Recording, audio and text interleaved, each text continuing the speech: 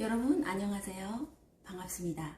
평화통일교육 오늘 시간에는 월동준비, 북한의 월동준비로 준비해봤습니다.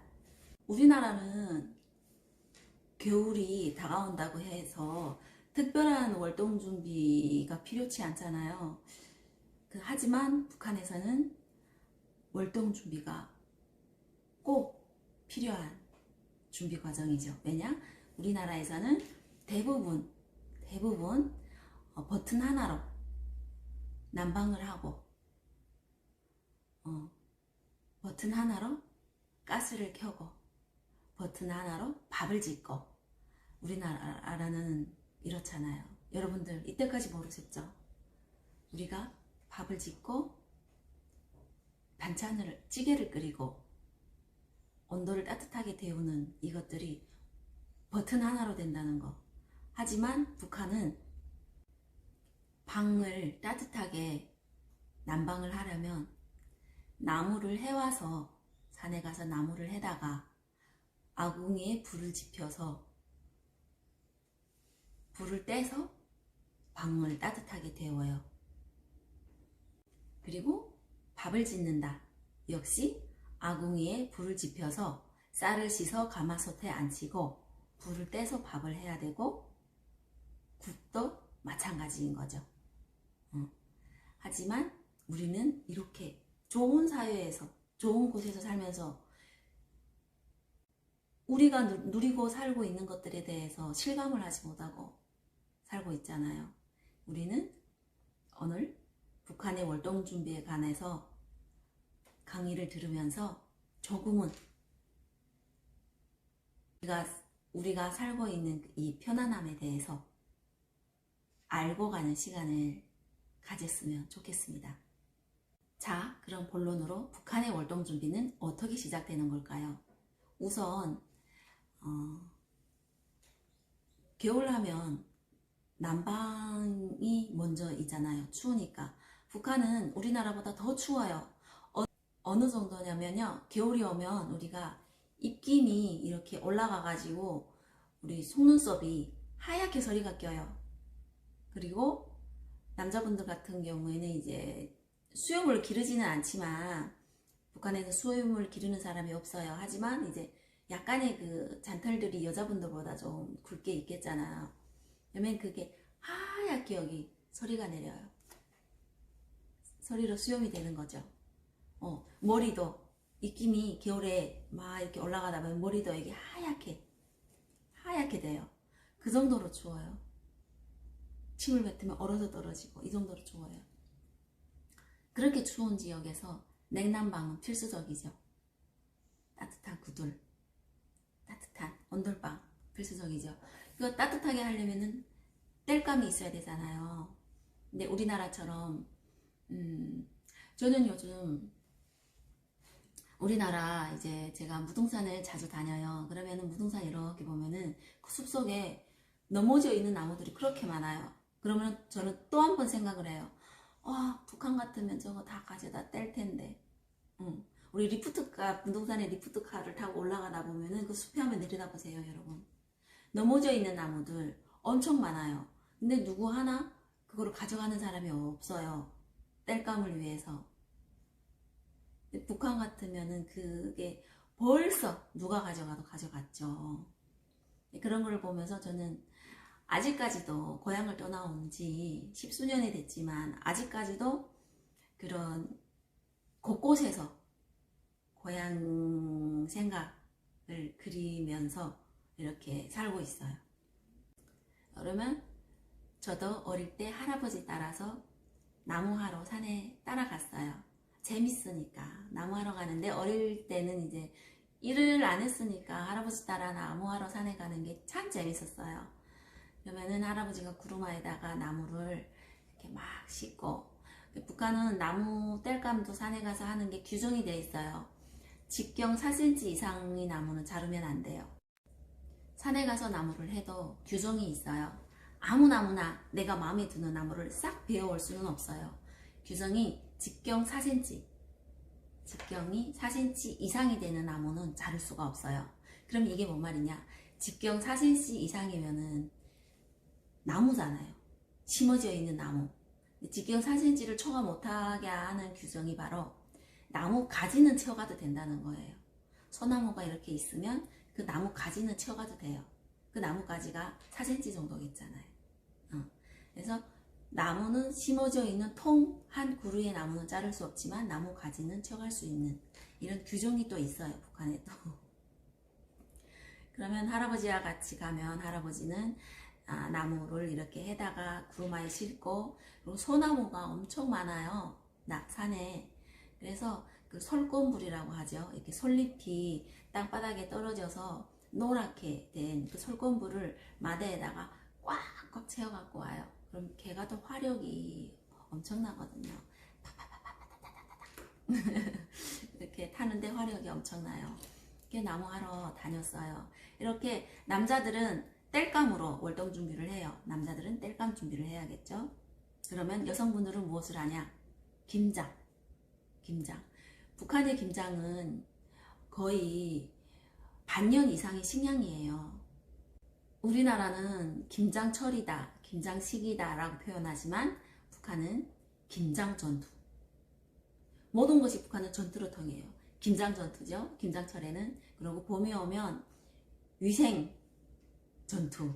이렇게 농촌지원, 우리가 학생들이 농촌활동을 갈 때는 농촌지원 전투, 농촌동원 이렇게 전투를 통해요. 김장 역시도 김장전투. 단어가 아주 전투적이죠. 뭔가 김장도 으싸으싸하면서 힘이 있게 해야 될 것 같은 느낌이 들지 않아요?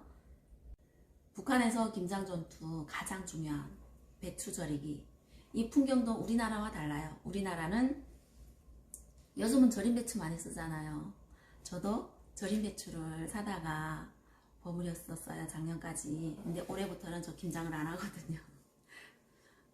근데 북한은 이게 배추를 절여도 우리나라는 이제 집에서 배추를 다듬어서 켜켜이 소금을 뿌려서 이렇게 절이잖아요. 하지만 북한은 그런 방식이 아니라, 물론 바다 근처가 아닌 곳에서는 우리나라 방식처럼 이제 소금을 뿌려서 절인대요. 그러면은 몇 집이 모여서 같이 김장을 한대요.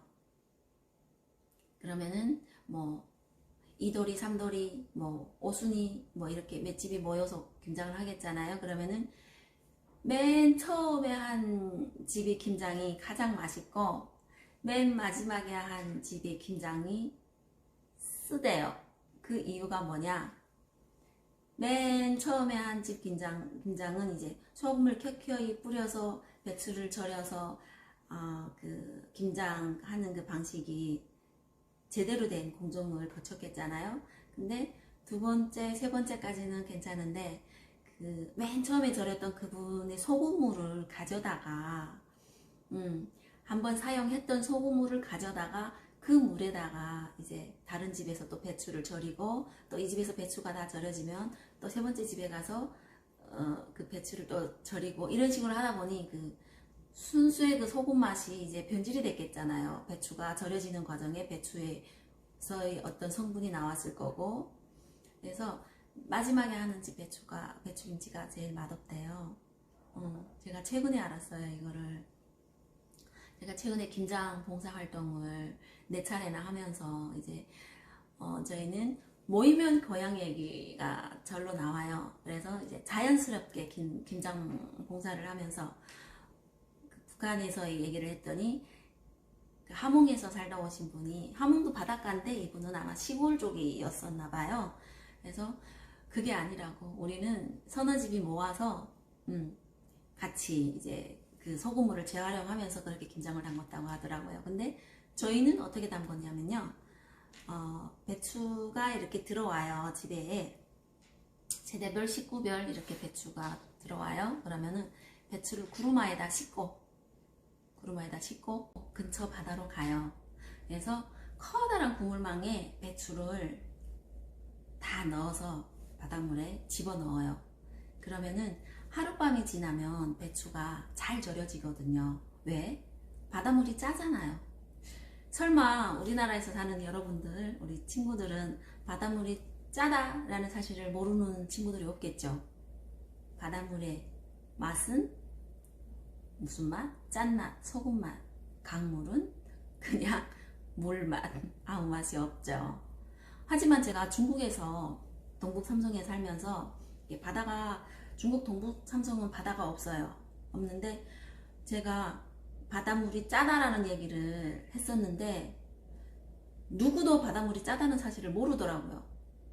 그러니까 그분들은 평생 살면서 바다를 본 적이 없으니까, 심지어 어른들도 바닷물이 짜다는 거를 모르시더라고요. 그래서 그때 바닷물이 짜다고 한 제가 이상한 외계인이 되었던 거예요.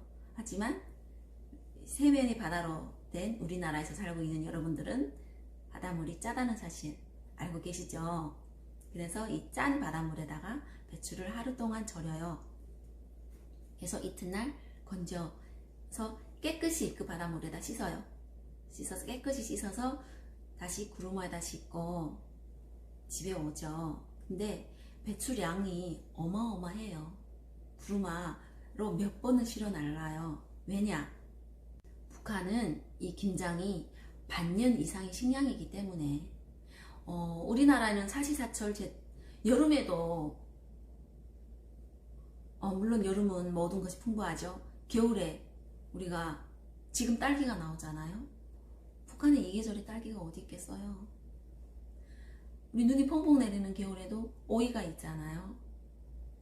없어요. 북한에는 사계절 그 채소가.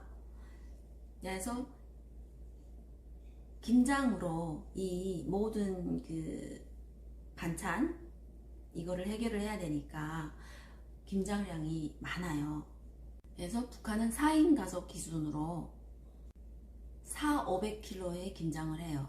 이게 어떤, 우리나라 배추는 알이 꽉꽉 차 있어요. 이렇게 크게. 근데 북한의 배추는 치마 배추라고, 우리 여성분들 치마 어때요? 겉만 있고 속이 없잖아요. 이렇게 치마 배추이기 때문에 속이 없기 때문에 포기로 할 수가 없어요. 그래서 북한은 무게로, 키로로 4인 가족 기준 4,500kg의 김장을 담궈요. 이렇게 우리나라와 비교해서 많은 양의 김치를 담궈요. 그러면 본론으로 들어가서 김장 배추를 구루마에다 싣고 올라오잖아요. 그러면 양념 준비를 해요. 북한의 김치 양념은 우리나라와 조금 혹은 많이 달라요. 조금 잘 사는 집들, 경제력이 되는 집들은 김치에 명태나 오징어, 문어 같은 거를 넣어서 담궈요. 이게 우리나라에서는 주로 젓갈을 많이 쓰잖아요. 근데 북한에는 젓갈이 없었어요. 젓갈이. 그래서 젓갈 대신 명태나 오징어나 문어를 넣어요. 경제 조건이 여유 있는 집들의 얘기예요. 그렇지 못한 집들에서는 고춧가루, 소금, 그리고 미연 있잖아. 미연, 조미료, 그 화학 조미료인가요? 그거를 넣어서 김치를 담궈요. 근데 그 김치도 맛있어요. 미연을 넣은 김치도 미연이 적당히 배어서 맛이 있었어요. 저희 외갓집은 주로 명태김치를 많이 담궜어요. 저도 지금까지도 이제 한 통씩은 명태김치를 담그는데, 명태를 이제 토막을 내어서 양념에 같이 버무려서 담그거든요. 이거 가면 이거 갈수록 참 맛있어요. 명태김치가. 명태가 없으면 혹은 어떤 분들은 까나리 그 멸치처럼 생긴 게 있는데 약간 투명한 생까나리를 달여서 넣는 집들도 있었어요. 까나리 김치도 꽤 맛있었거든요. 이렇게 명태 양념 혹은 일반 고춧가루 양념을 우리 전라도처럼 빨갛게 듬뿍 바르지 않아요. 적당히 발라서 김치통 우리는 요즘 그 반찬통에다 담으잖아요. 김치통에다가. 근데 북한은 독에다 담궈요. 독에다 담그어서 김치움 혹은 따뜻한 앞지대에서는 김치용이 없이 창고 안에다가 이제 독을 묻어가지고 저장을 한대요. 근데 저희는 김치움이 있었어요. 땅굴을 한 3m 정도 이게 깊이 파가지고 그 안에다가 김치를 저장을 하거든요. 그러면은 진짜 그 땅굴은 냉장고 역할을 해요. 여름에도 시원해요. 그 땅굴 안에는 김치움이라고 하는데 시원해요. 겨울에는 들어가면은 푸근하고 그래서 김치를 그 안에다 저장을 하면 저희 외할머니는 김치를 담궈서 저장을 해서 한 3일쯤 될 때 김치 국물을 만들어서 이제 고춧가루 연하게 타서 소금 간을 약간 해가지고 뭐 다른 것도 들어갔는지는 모르겠지만 제 기억에 고춧가루 연하게 푼 그 김치 국물을 한 동이씩 해가지고 그 김치독 안에다 부었어요. 그래서 그 김치 국물이 많은 김치였어요. 그래서 이제 김치 반찬이 없을 때 막 그 밥 있잖아요. 밥을 그 김치 국물에다 말아 먹으면 그렇게 맛있거든요. 그리고 국수도 우리 그 김치 국물을 퍼서 그 김치 국물에다 말아 먹거든요. 그러면은 이제 우리 잘 아는 냉면집 동치미 국수 못 따라와요. 그 맛있는 그 김치 국물에다가 뽀글한 김치 국물에다가 국수를 말아 먹으면 진짜 맛있어요. 그래서 저는 지금도 무김치를 담글 때 물을 조금 더 해달라고 이제 친정 엄마한테 얘기를 해서 그 김치 국물에다가 밥을 말아 먹거나 국수를 말아 먹어요. 종종 고향의 향수 이런 맛이죠. 이렇게 우리나라는 한 번 담그면 끝인데 다른 점이 북한에서는 저희 할머니는 뭐 다 그런지는 모르겠어요. 저희 할머니는 중간에 김치국물 한 번씩 부어요. 이 김치국물이 왜 중요하냐면요. 북한은 이제 난방을 할 때 연탄을 떼는 집들이 많아요. 연탄이나 석탄을 떼는 집. 그러면은 온돌방 그 틈으로 그 연탄 연기가 이렇게 올라와 가지고 그 석탄 가스 중독이 되는 사례가 많이 있어요. 빈번히. 그러면은 그때 이 사람들한테 김치국물을 마시게 해서 깨게 하거든요. 이렇게 김치국물이 민간요법으로도 쓰여요. 연탄 연기를 마시고 이렇게 가스 중독이 돼서 해롱해롱한 사람들한테 김치국물 혹은 이제 진흙을 코에다 이렇게 발라주거든요. 깨라고. 그런 용도로도 김치국물이 많이 쓰여요. 그리고 북한에 제가 살던 고장에 물론 다른 김치는 거의 다 비슷해요. 뭐 깍두기, 배추김치 이렇게 양념의 차이가 있지만 진짜 우리나라에서는 보기 어려운 영채김치라는 김치가 있어요. 약간 알싸한 무맛 나는 풀인데요. 얘는 이제 10월달쯤 비어서 비닐에 꼭꼭 싸서 노랗게 띄워요. 초록색이 나는 풀을 비닐에 꼭꼭 싸서 아랫목에 두고 노랗게 띄워요. 노랗게 띄워서 김치를 담그거든요. 그러면 이 영채의 특유의 맛이 약간 조미료 MSG 이 맛도 함께 가지고 있어. 이 영채라는 풀이. 그래서 얘는 담글 때 엄청 짜게 담궈요. 소금 간을 팍 해가지고 짜게 절여서 이제 그때그때 꺼내서 씻어서 양념을 해서 먹거든요. 제가 최근에 이 김치를 우리나라 분들한테도 지인분들한테 먹어보라고 맛보라고 줬는데 맛있다고, 너무 맛있다고, 이게 뭐야 하는 언니들이 많이 있었어요. 그래서 내년에는 좀 더 많이 준비를 해가지고 나눠 먹으려고 생각을 하고 있어요. 이렇게 북한에는 우리나라에는 없는 영채김치가 있고요. 또 가재미 식혜는 많은 분들이 알고 계시더라고요. 가재미 식혜. 근데 우리와 조금 달리 우리가 식혜 하면은 저희는 가재미 식혜가 먼저 떠오르거든요. 북한에서 살던 저희들은 식혜 하면 가재미 식혜예요. 근데 여러분들한테 식혜 하면은 비락 마시는 음료수 식혜를 떠오르시죠. 북한의 식혜는 가자미 식혜예요. 가자미, 우리 해물이죠. 물고기를 이제 잘 다듬어서 기장쌀이라고 있어요. 좁쌀보다 조금 큰 노란 기장쌀을 쌀밥을 이제 시루에 쪄서 만들어서 그것에 가자미를 같이 양념을 해서 만드는 방식인데요. 어떻게 밥이랑 생선을 같이 담궈서 반찬이 될 수 있을까? 이렇게 생각하는 분들이 계실 수도 있지만 맛있어요. 안 드셔봤으면은 인터넷 검색하면 뭐 판매하는 곳이 있더라고요. 드셔보세요. 맛있어요. 이렇게 북한의 월동 준비와 김장 전투에 대해서 이야기를 했는데, 과거 김장 같은 경우에는 과거 우리나라와 비슷할 거라고 생각을 해요. 왜? 과거 우리나라도 냉장고가 없을 때에는 소금 간을 많이 해서 오래 먹을 수 있게 이런 방법을 쓰지 않았을까. 이게 우리 조선시대에서부터 내려오는 어떤 방식이 아닐까 하는 생각을 해봅니다. 그리고 우리나라도 여러 집을 돌아다니면서 품앗이를 하면서 김장을 했었을 것 같거든요. 북한은 이렇게 월동 준비, 땔감 준비, 김장 준비 외에도 또 한 가지 지금 생각나는 게 무도 땅을 파서 저장을 하는데, 무는 잘못 저장하면 바람이 들잖아요.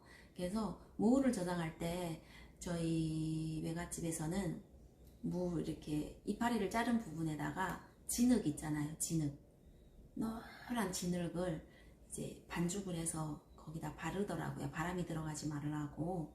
그래서 노란 진흙을 반죽을 해가지고 이제 무에다가 이렇게 한 번씩 다 쌓아요. 발라요. 바람이 들지 말라고. 그렇게 해서 땅에다가 파묻었다가 그때그때 꺼내 먹는, 겨울철 과일 같은 거죠. 겨울에 무를 꺼내서 잘라서 먹으면은 과일처럼, 과일도 풍부치 않았어요. 그래서 과일처럼 아주 시원하게 간식처럼 먹었었어요. 이렇게 월동 준비와 함께 땔감 준비하는 모습도 그려봤었고, 우리가 김장 전투, 우리나라와 비슷하면서도 조금은 다른 김장 방법을 여러분들과 함께 나누어 봤어요. 어때요? 우리나라와 같으면서도 조금은 다른 듯, 다르면서도 같은 듯한 북한의 김장 문화 방식, 잘 들으셨나요? 그러면 오늘은 여기까지 하겠습니다. 여러분 감사합니다.